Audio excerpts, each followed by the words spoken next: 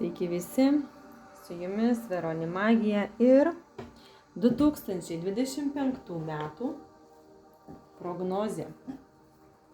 Visiems zodiako ženklams, visiems žmonėms, visiems, kurie mane žiūri, kurie mane stebi, mano gerbėjams, mano sekėjams. Tuo pačiu, aišku, linkiu jums gerų metų ir tikiuosi, kad tie metai ir bus geri. Na, o ar tikrai, pasižiūrėkime kortomis. Šiandien dėliosiu kelias kaladės, tai yra Lenormand. Lenormand kortomis žiūrėsiu visiems verslininkams, nes jų mano kontaktuose, mano Facebook drauguose, TikTok'e ir kitose kanaluose Instagram'e taip pat yra nemažai. Ir tokių nuolatinių klientų, kurie nuolat kreipiasi, ar ne, tai jums visiems, mėlyjeji, dovana išskirtinis būrimas verslininkams. Kaipgi jums seksis plėtoti savo verslą 2025 metais. Taip pat žiūrėsim taro kortomis, kaip paprastai žiūrim, ar ne, taro kortų prognozė, bendri įvykiai, apskritai, darbas, namai, įvykiai, į ką atkreipti dėmesį, ne? Ir taip pat išskirtinis būrimas, meilė, santykiai, manara kortomis, turintiems antrąją pusę. Ir dar vienas būrimas, kurį aš dėliosiu runų kortomis. Runų kortomis tai bus būrimas žmonėms, kurie antrosios pusės neturi. Tai va, išsidėliojam visas kortas ir pradedam 2025 metų kortų būrimą. Patrauksiu šiek tiek kortas. Verslininkai. 2025 metai, gyvatės metai, kaip seksis, ko tikėtis, ko saugotis.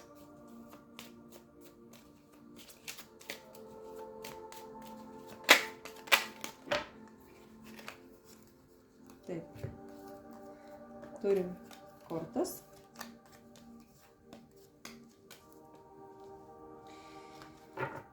Taip, permainos. Permainos, kas liečia finansus, ateina pas jūs dideli finansai. Tai yra susiję su verslu, kuris yra, kaip čia pasakyti, toks viešas, ar ne, kur jūs kontaktuojat su žmonėmis, kur jūs dirbate darbą tarp žmonių, ar ne.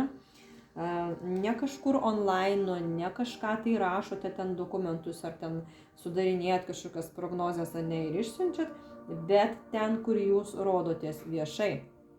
Tai yra toks verslas, kur jūs esate matomas, kur jūs esate kasdien matomas, ar ne? Tai gali būti restoranas, tai gali būti drabužių parduotuvė, tai gali būti kosmetikos kažkoks pristatymai, ar ne, ir taip toliau. Tai vat kalba eina apie tokius platintojai, vadybininkai, ar ne, kurie daug kontaktuoja. Taip, pas jūs ateina mėlyjeji įplaukos ir stabilios įplaukos, didelės ir stabilios įplaukos. Gausite palaikymą iš aplinkos, taip pat gali būti pasiūlymas ir bendradarbiauti. Labai geras pasiūlymas, nepražiopsokite ateinančiais metais. Jums tikrai labai geri metai tiems, kurie turite savo verslą. Taip, saugumas, komfortas, namai. Jeigu planuojate įsigyti nekilnojamo turto, jeigu jūs planuojate įsigyti patalpas kažkokias didesnės verslui, pavyks, tikrai pavyks. Vieną etapą pabaigsite, prasidės kitas. Taip, kad tikrai nuostabus metai. Žiūrim toliau. Tad aišku, ir aš savo ruožtu linkiu jums sėkmės ateinančiais metais. Žiūrim toliau, moterys, merginos, kurios turite antrąją pusę, pasižiūrim 2025 metų prognozė jums. Kągi galvoja jūsų vyras, jūsų antra pusė, kokių tikėtis pokyčių ateinančiais metais, ne? Kągi jisai galvos ten, ką jisai planuoja. Na tai vat. Žiūrim, kokios kortos krenta. Kokie pokyčiai jūsų laukia? Turintiems antrą pusę. Na, kodėl nekrenta? Pasiklauskime, kodėl jį. Pirmos kortos, kurios iškrito, tai yra pažadai. Tai yra daugiau toks meilužių statusas, ar ne? Meilužio statusas, kurį pakeis, aš matau, kad labai graži draugystė. Ir ta tokia slapta meilė pereina į gražią draugystę, kur jūs esate ir pristatoma ir šeimai, ir draugams, ir kartu leidžiate laiką, ne kažkur slaptai susitikinėjate, ne? Na, aišku, kaip ir visuose santykiuose galite tikėtis ir nuosmukių, ir pakilimų, bet pasižiūrėkim, kokiegi toliau išsirutulioja sprendimai, ne? Kokie toliau išsirutulioja sprendimai. Žiūrėkit, korta man nekrenta, ar ne? Krenta, štai iškrito. Na taip, pasimatymai ir bendravimas tarp draugų toliau krenta. Reiškia taip, kas liečia santykius, kurie esate porose, jūs tiesiog išplečiate savo bendrų pažįstamų ratą, jūs bendraujate toliau, kažkas jums ir pavydė, žinokit, yra kas stebi. Čia labai gražiai kortai pavaizduota, yra kas jūs stebi ir labai pavydė šitų jūsų santykių, šitos gražios meilės. Tai aš tikiuosi, kad jinai toliau eisis tik tai į naudą jums. Ir aišku, santykiams taip pat dedamos yra apsaugos. Tai vat pagalvokit apie tai, pasimelskit, paprašykit visatos, kad jūs saugotų ir saugotų jūsų antrą pusę. Galite kreiptis profesionaliai, ar ne, kad jums atliktų tas apsaugas. Tai irgi labai geras dalykas, labai gerai veikiantis. Taip, toliau. Toliau pasižiūrėkim bendrus įvykius. Visiems žmonėms pasižiūrėkim, ko laukti, ko tikėtis. Ką mums žada atnešti 2025 metai. Žiūrim įvykius tokius, kurie palies daugumą žmonių, ar ne? Tai įvykiai, kurie palies mus, daugelį mūsų. Na ir taip, matau, kad žmonės labai pergyvensite dėl finansų. Labai pergyvensite dėl finansų, tarsi, žinot, toksai praradimas, šaltis. Ir atrodo, kad iš tikrųjų ta situacija niekada nepagerės. Bet korta krenta pakaruoklis, ne? Ką reiškia šita korta?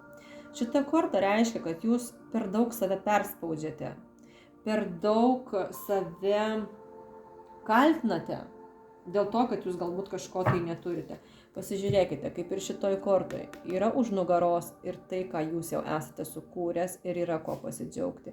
Ir nėra iš tikrųjų tai blogai. Nėra tai blogai.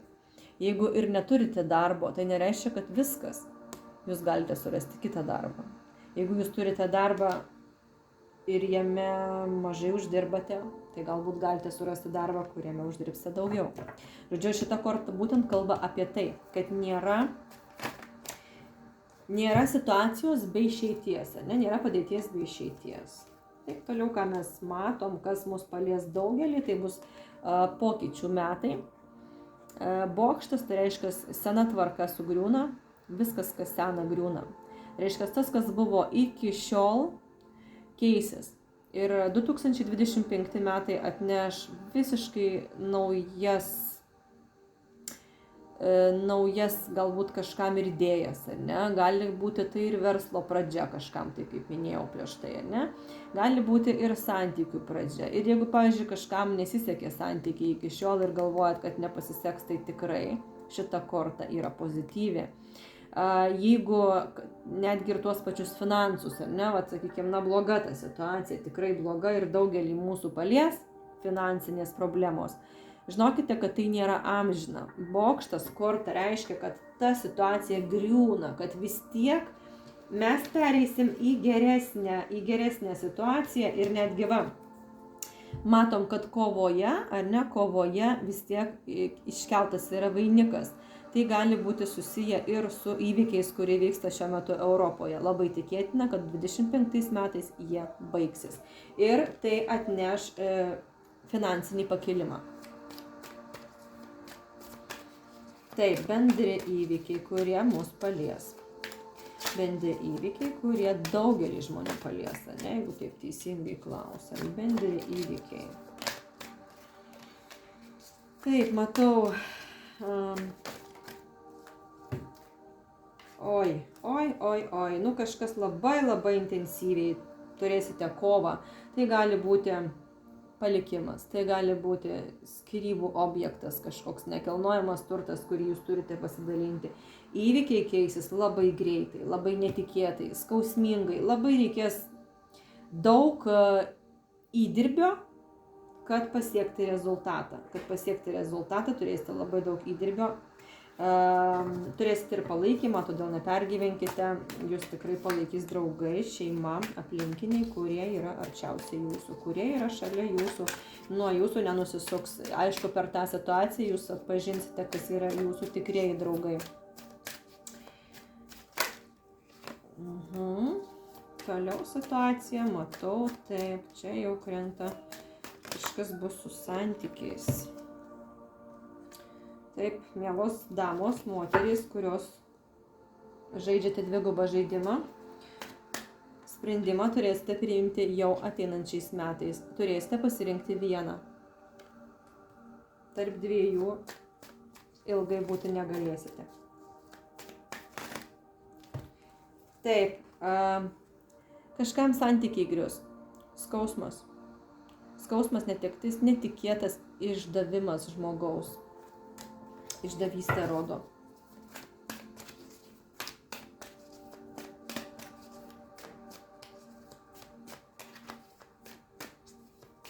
Taip, dar. Ką dar nori parodyti kortos? Matau vyrą. Vyrą, kuris nežino, ko nori. Tai pas kuria čia toks vyras. Taip, nežino, ko nori. Meluoja. Bet apie savo svajonės jisai jums kalba. Tai 25 metais niekas nepasikeis, nebent pakeisite jūs pati kažką, ar ne? Na, o čia matau šeima, krikštynos ir pas kažką šeimos pagausėjimas. Arba dar gali būti, paimsiu dar kelias kortas gerai, nes čia tokius dviprasmiškas būrimas gaunasi. Šeimos pagausėjimas, taip. Čia truputį, čia gimdymo gali būti trauma. Aišku, nėščios nesibūriam, taip, mes nežiūrim būrimo. Nėščios, jeigu esate, tai tikrai ne, jeigu laukitės, nežiūrėkite, nesibūrkite. Negalima, aš nėščio moterim niekada nebūriu. Taip. Jo, čia yra susijęs su būtent su naujos gyvybės atėjimu į pasaulį. Taip, kad besilaukiančios moterys, jau jos tos, kurios pažiūrėjo, tai žinokit, kad gimdymas bus nelengvas, bet viskas susitvarkys, viskas bus gerai. Na, tai turbūt turėsim didesnį gimstamumą 25 metais, negu kad paprastai, ar ne? Na ir runų būrimas neturintiems antros pusės. Runų būrimas neturintiems antrosios pusės. Tai turėsite. 25 metai, gyvatės metai. O taip, žinoma, kad turėsite. Labai daug įvykių, labai daug pasirinkimo. Ir namai bendri gali būti. Taip, kad ateinantis 2025 metai yra gyvatės metai. Gyvatė globoja šeimą, globoja santykius, tvirtina santykius. Taip, kad tie, kurie neturi antros pusės, iš žiūrinčių, tai beveik 99 procentai vienišų žmonių tikrai susiras savo antrą pusę ir tinkamą antrą pusę. Taip, kad visi netinkami žmonės išeis iš jūsų gyvenimo ir ateis tik tinkami. Taigi linkiu visiems gerų metų, sėkmės, džiaugsmo, sveikatos ir pasimatysime iki gražios šventės.